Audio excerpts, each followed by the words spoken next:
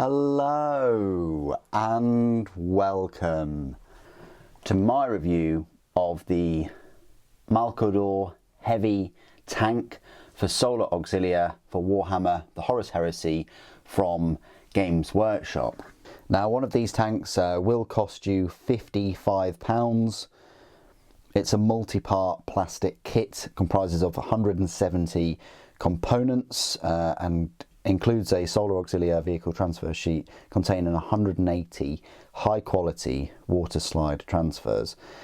Now, it's not to be mistaken for another Malcador tank, which you can find on Games Workshop's website, called the Malcador Infernus. Rumours are that that could come into plastic. Certainly would like to hope so, especially if it was for the same price, or even say £70 or so, or 80. It would definitely aid the sort of faction, if for anyone wanting to start Solar Auxilia.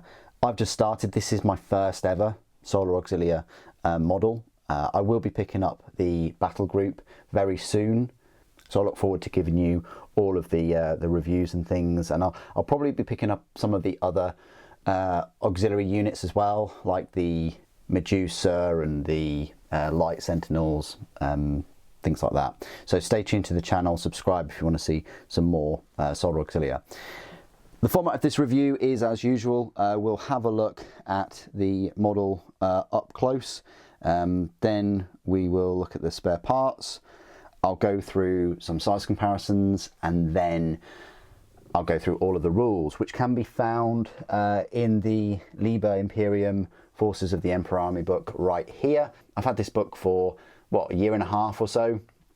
The rules are in it, and the rules for the majority of Solar Auxilia are in it, with the exception of the heavy Sentinel and the light Sentinel as well. But you've got the Dracosan armor transport in there, you've got the rifle section, you've got the Arvus transport, the Thunderbolt and Lightning fighters. What's missing in the Custodes section is rules for female Custodes. We're not including all the benefits that they will bring. I'm sure they've got some extra special rules and things. So this vehicle, the Malcador, is, I say, pricey, you know, at £55 compared to the other tanks. It's the most expensive at the moment. Stormhammer not included. That kit is a plastic and resin combi kit, which costs about £195, so almost £200, and it's been out of stock for quite a while, along with like the Aurochs transport and things. So yeah, at the moment this is the most expensive. Again, not including the Malcador Infernus. So it's a bit of an outlier in a way, because it is £15 more than, you know, the Lehman Russes and the Basilisk and Medusas that have just recently gone up for pre-order. Let's have a look at the model and quit all of my babbling. Nice kit to build. The only issues I had, which was picked up on the stream, so thank you, I did go back and check, was the sponsons. I think I had part of them kind of jutting out, so just be wary about that if you're you know, building it on like a 3-hour live stream and you get very distracted easily, like I do. I'm like a cat in that respect. Then yeah, just pay attention to there. The thing is, they're all right sponsons. I mean, you know, you're limited by the tank itself, a bit like the classic World War I tanks and things, in that the turret can only go at a certain angle there. It can't, it's not like a Land Raider that can go almost full 180.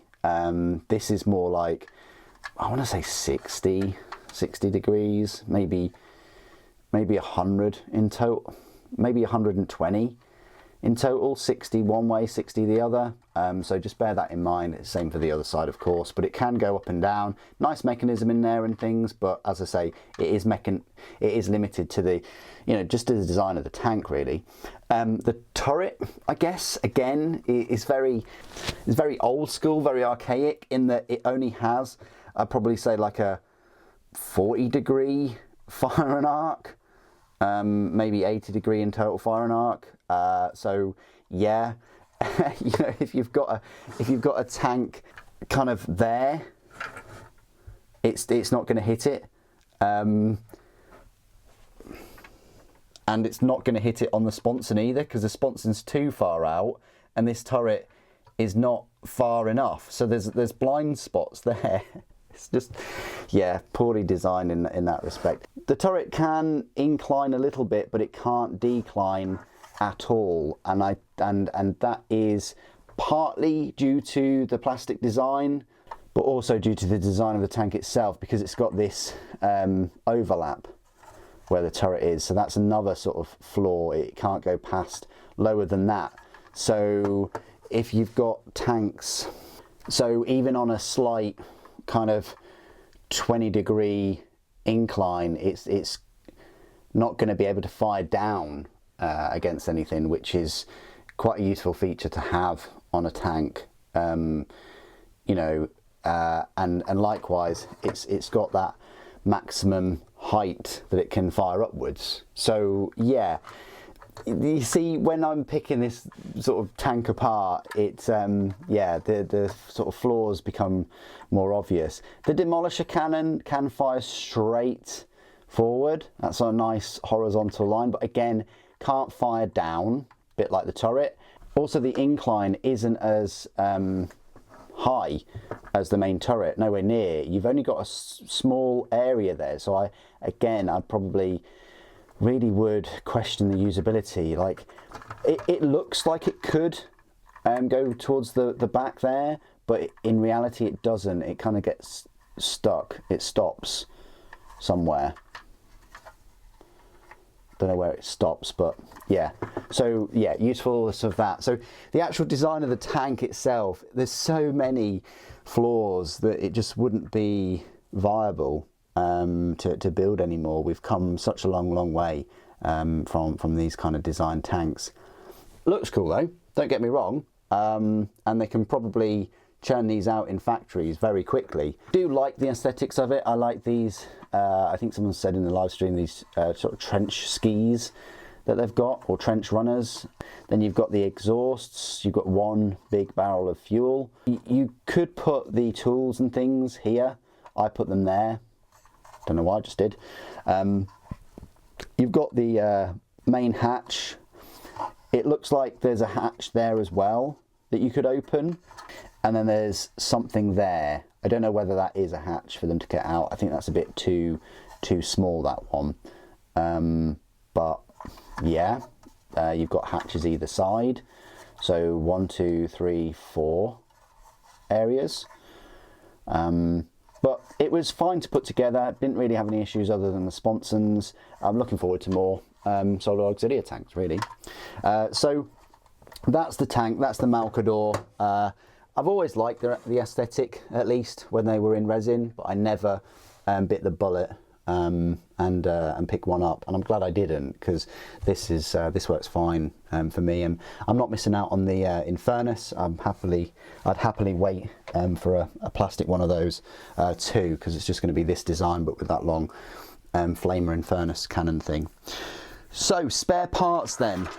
Well, firstly, I just want to big up the instructions. Quite a decent chunk of instructions here, and it's worth noting that the turret weapon, you know, you've got a few options here. You've got the Vanquisher battle cannon, which I've equipped mine with. You can go with the standard battle cannon, which works all right with it, or you can go for the Gravis las cannon. So you could have Gravis las cannon and sponsons, and then this demolisher cannon. Instead of that weapon, you can actually go for an auto cannon, so keeps it at that 48-inch range.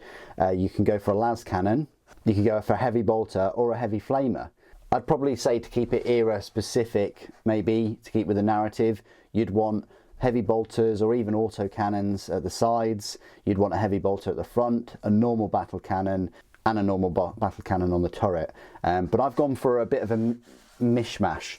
I've gone for, well, a missile, but I've also gone for the las cannons for some anti-tank. I've gone for the main demolisher cannon for any anti-infantry. You know, I'm not that concerned about infantry. unless they're sort of like 24 inches away, in which that demolisher cannon is pretty nice at taking them out. The Vanquisher cannon is 72-inch range. It's very good actually, massive upgrade over the battle cannon. It's kind of like a sniper battle cannon really. Great against armor, and it's got the blast template, so it's good at taking out heavy infantry. But yeah, you've got some options here with the flare shield, which I've just gone for just to show you, and then the hunter killer, and then the top sort of cupola weapons on that turret. You can have a number of tank commanders issuing orders. Got the omniscope or whatever you want to call it. You've got the readouts. You've got different weapons on the top there. So you've got the heavy flamer or multi-laser, or even a heavy stubber. I think heavy stubber would look very cool on there. If I will be getting another one of these at some point, probably in like a set where they're included. I probably would go for the old school kind of heavy bolters, heavy stubber, things like that, even though, you know, the majority of the forces you're going to be going up against are going to be Space Marines, which, you know, this tank, in the way I've equipped it, is probably best suited to at least cause some damage to them. Remember, these things are ballistic skill 3 at the end of the day, but still. So that's the instruction guide I wanted to give a big shout out to. These are the spare parts. So I've got a whole vehicle accessory sprue. I'm getting flashbacks of the Space Marine vehicle accessory sprue with the dozer blade that I didn't use. I probably would use it on the next one, maybe. You've got the multi-laser, you've got the stubber, you've got the tank commander, you've got some more runners, you've got some runners and things, you've got some extra icons. I think I used one. I potentially could have put them on the hatches as well. So yeah, decent number of spare parts. You know, there's the cannon and the Gravis las cannon and the other sponson weapons. So yeah, you get an all right number of spare parts there for this tank.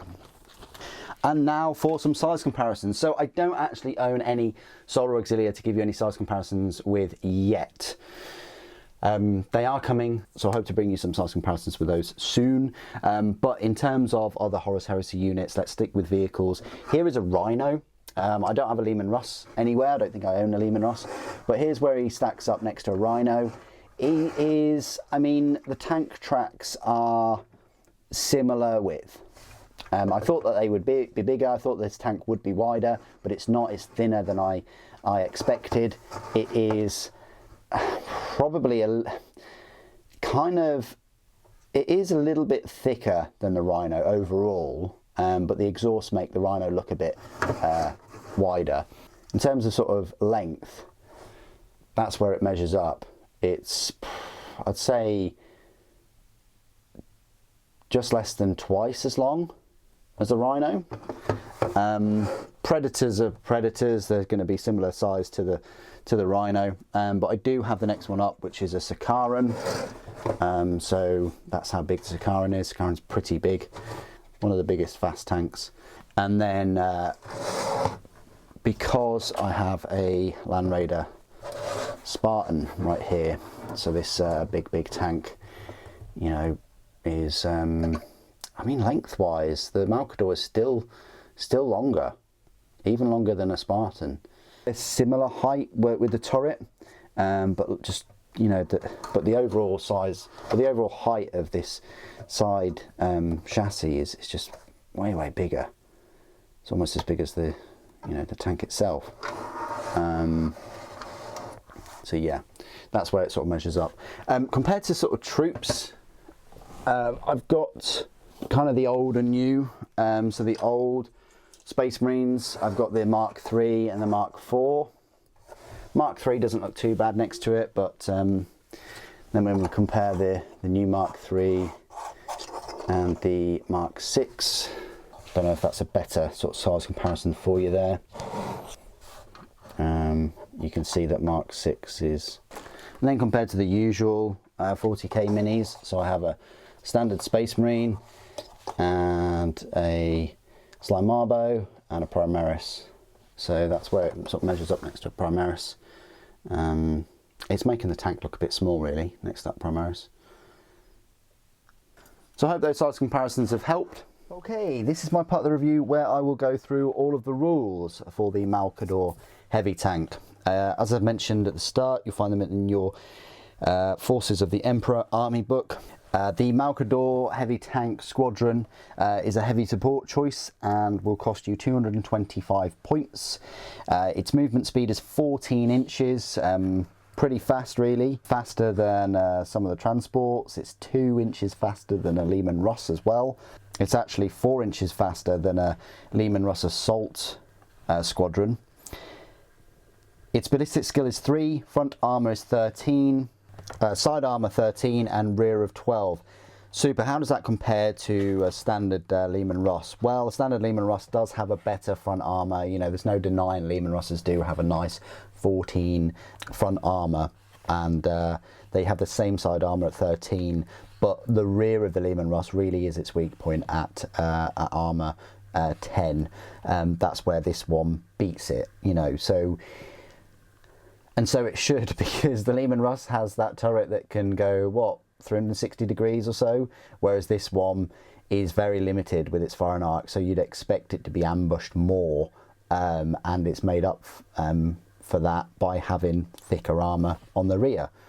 But I just wish it would have had 14 at the front, considering its limited firing arc for that main gun. Hull points, it has 5, so it has 1 hull point more than a standard Lehman Russ. The war gear, it has a hull-mounted heavy bolter, a hull-mounted battle cannon, left-mounted heavy bolter, right-mounted heavy bolter, searchlight, smoke launchers, and special rules independent fire control. A Solar Auxilia Malcador heavy tank squadron may include up to 2 additional Malcador tanks at 225 points each. So if you wanted 3 in one heavy support choice, you can, but you're not saving any points doing that. It may swap its hull-mounted battle cannon for one of the following: 2 hull-mounted Gravis las cannons for 10 points, or a hull-mounted Vanquisher battle cannon for 10 points, which is what mine is. I'll go through the rules of the weapons in a moment. It may exchange its front-mounted heavy bolter for one of the following: auto cannon for free, multi-laser for free, heavy flamer for free, las cannon for 10 points, or a demolished cannon for 50 points. May exchange both of its side-mounted heavy bolters for one side-mounted auto cannon for free, one side-mounted multi-laser for free, one side-mounted heavy flamer for free, one side-mounted las cannon for 25 points. May also take the following: a pintle-mounted multi-laser for 10 points, pintle-mounted heavy stubber for 5, or a pintle-mounted heavy flamer for 5. May also take a flare shield for 25 points, a hull-mounted hunter-killer for 10 points, and a dozer blade for 5 points. Yeah, so you're looking at my tank now and you're seeing a tank that is actually 335 points. A lot of points there, just for, you know, 5 hull points and ballistic skill 3, let's face it. Probably not the most cost-effective tank.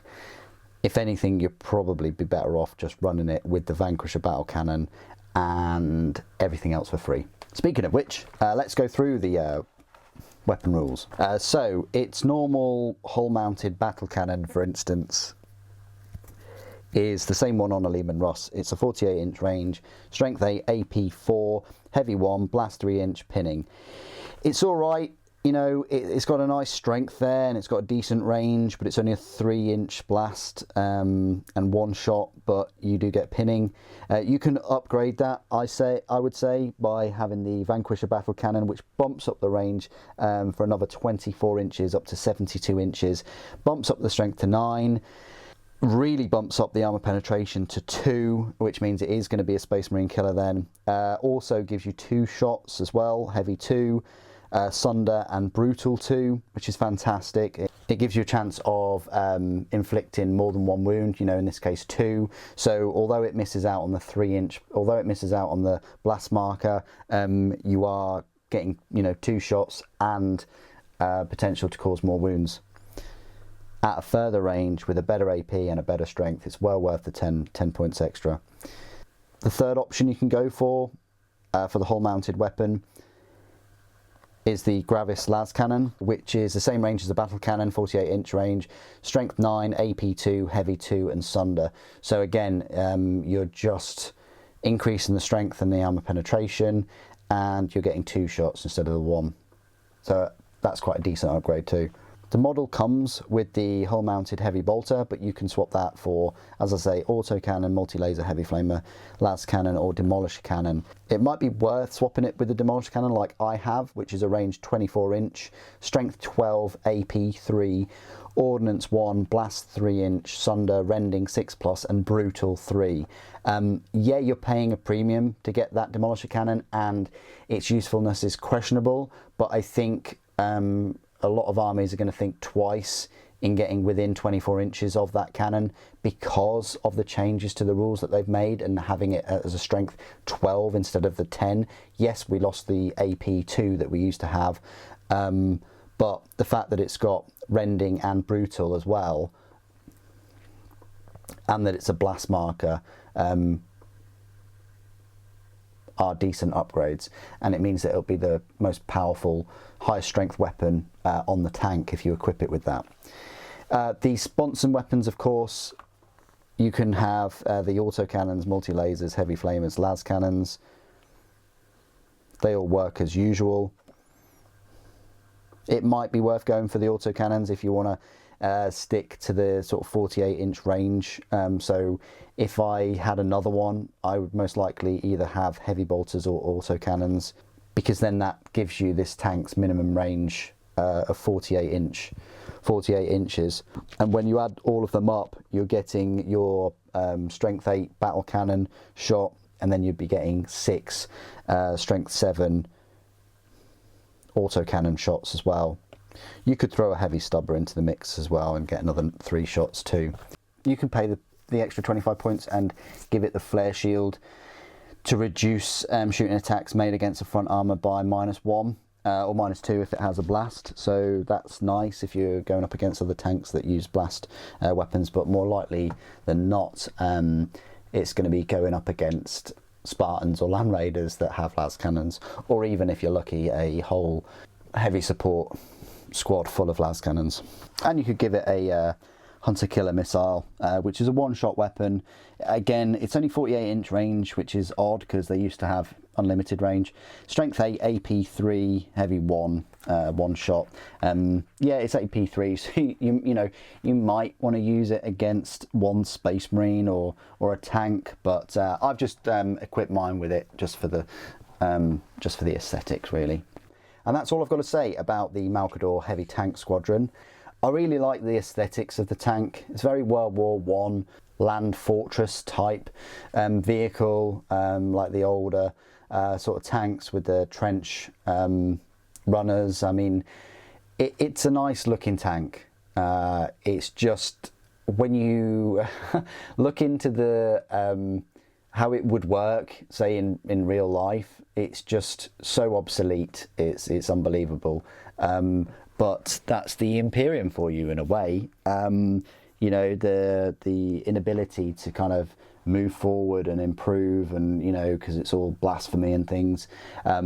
But you compare this tech to like the Space Marine tech, it's just crazy. It really is. But I guess, you know, they can mass produce these and automatically out of Forge Worlds at really cheap prices, and that's typically the Imperium solution to a lot of problems, is to throw as much resources at a problem until it goes away, because they can do that with billions of planets and worlds and all those kind of things. So, but in terms of this versus a Lehman Russ, well, I will be getting a Lehman Russ at some point, and a Medusa and things, and I'll be bringing this Malcador into those reviews and joining up my thoughts and opinions and comparisons with them all.